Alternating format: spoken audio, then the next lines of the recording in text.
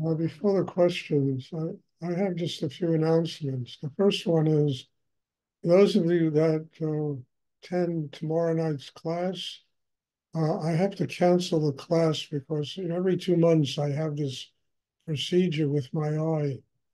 And if I do it, there's no way I can teach a class. There's just too much irritation. So there won't be a class tomorrow evening. There will be a class Wednesday evening. And, for those of you who don't attend that class, there's nothing to worry about. I'll have a class on Tuesday. And the second thing is that if anyone's interested, uh, you can go to my website and there's a link to an interview I did with this magazine called Mystical Mag. And it was a very interesting interview. I mean, they asked very good questions and sent me the interview to edit so that it could be really done correctly. And it's good. I think you'll find it interesting and you'll find that there's a bunch to learn there. You can go on my website and you can see there's a link to that interview. Does anyone have a question you would like to ask?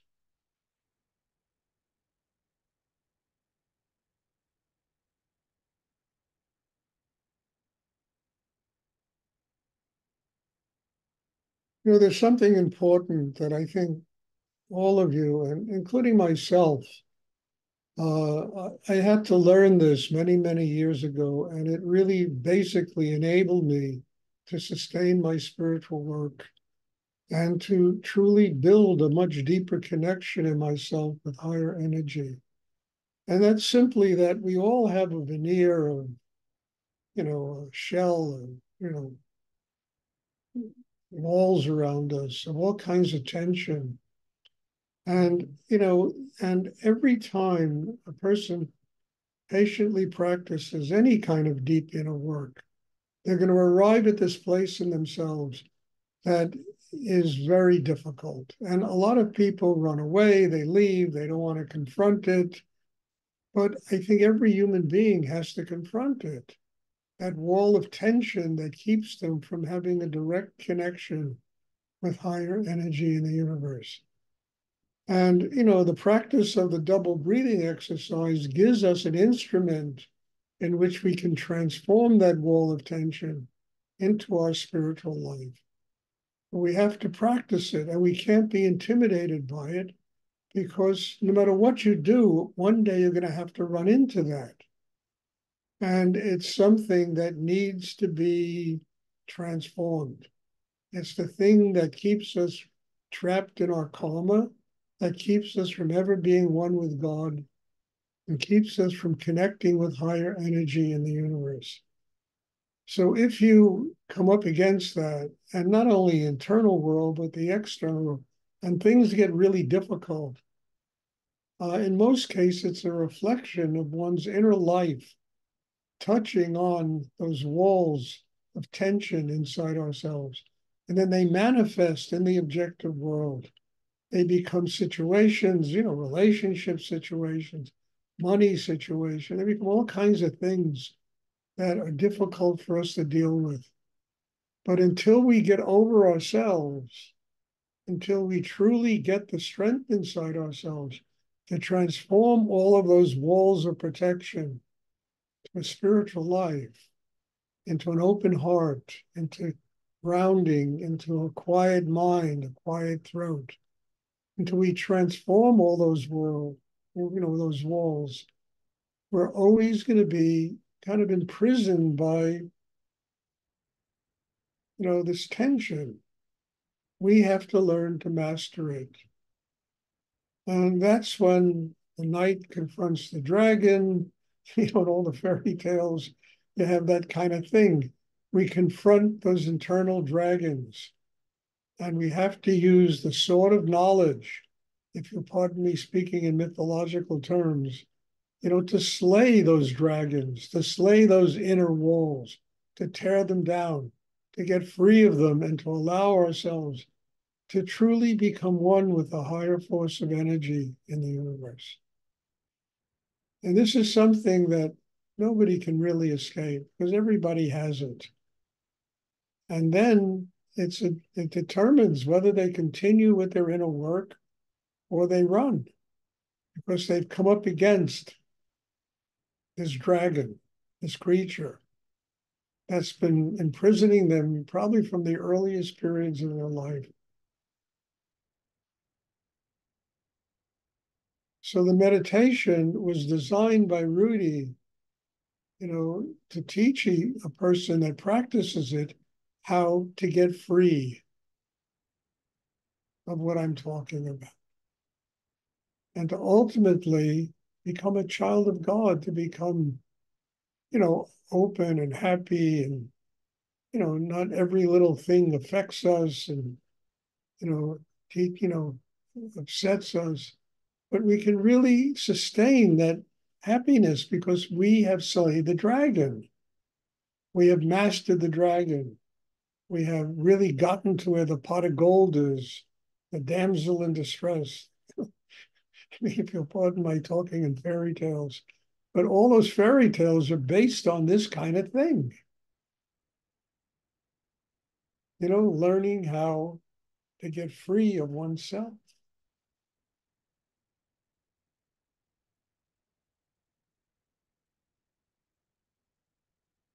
I mean, you can read fairy tales as animated features that you see in movies or on television, or they all have subtle meanings that touch on such deep places inside human beings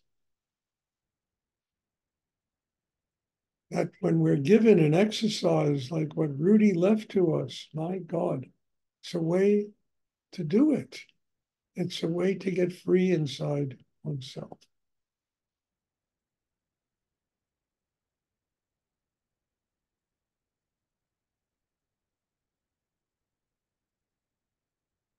Does anyone have a question they would like? But I'm not talking from not having been through it. Trust me, I have really been through this. And can't tell you how many times. And each time I went through it, it made me that much stronger to be able to get to the other side. And it became that much clearer about why I was born in this place where there's all this suffering and pain and difficulty and unhappiness, and the pressures and the tensions of the world. I began to realize, you got to slay the dragon. And by slaying the dragon, you don't slay the external world. No, you slay that dragon inside oneself. Then the external world begins to change.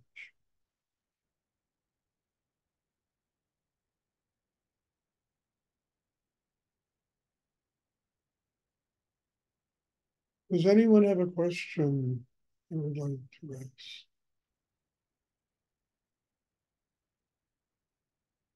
I mean, this is not an easy subject, but I'm going to sign a contract with each and every one of you that you're going to go through it. It's like in the Bible, 40 days and nights in the desert, struggling with the devil, It's just a metaphor for what every human being goes through in their struggle to become one with God, higher energy, have a spiritual life. The Buddha fasting, I mean, I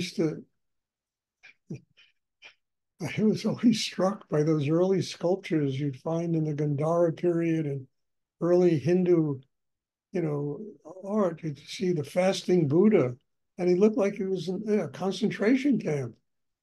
Is the way they created him. And it was also 40 days and nights of fasting and starvation and struggling to get free of that internal barrier.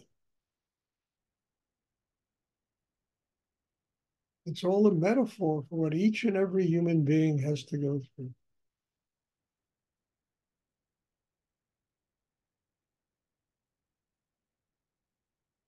And there's nothing to be intimidated. It's just a matter of, okay, I got to do it.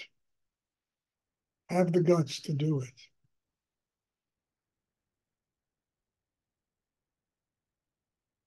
Does anyone have a question they would like to ask?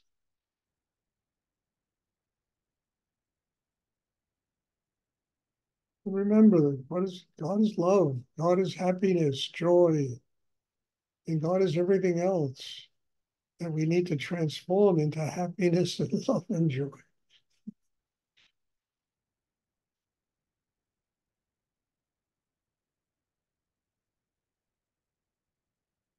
Okay, if there are no more questions, we will have meditation on Tuesday.